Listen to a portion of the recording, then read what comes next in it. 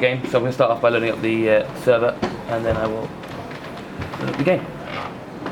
So this game is called Seeing is Believing.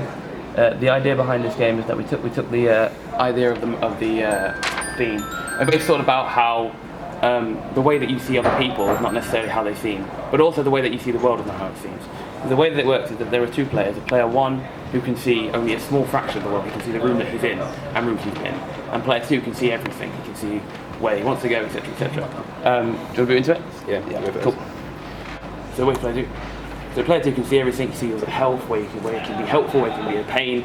I can only see the small fraction of stuff. The important thing about player two is he has an objective. In this case, it's to kill. In this case, it's to kill me. I don't get to know that, but he does. But he has to try and convince me into killing myself without me knowing the because I'm going to be. I don't know what's going on, so I have to be careful. So that's why we have our most important feature, which is the text box in the corner. You have to. The way that the game works is that you talk to each other. So I can be like,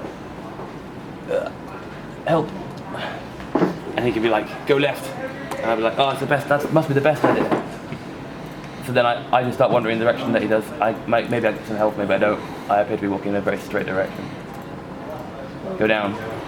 See, I get some help, and I'm thinking, oh, this guy's quite helpful. But then the other feature we added is that the objective can, at points, update.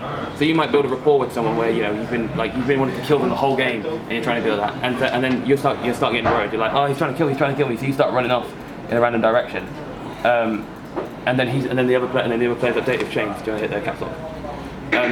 We would randomly generate. It does normally just keep hitting it to the changes. It does randomly generate.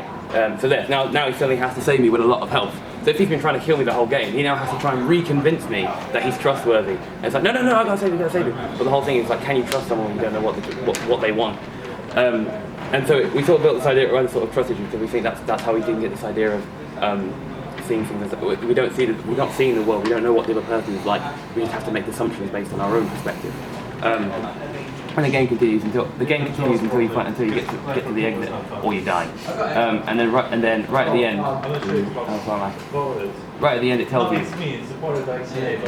what happened in terms of what your opponent had to do, because it says the player had saved high health, and I had high health, so it was okay in the end.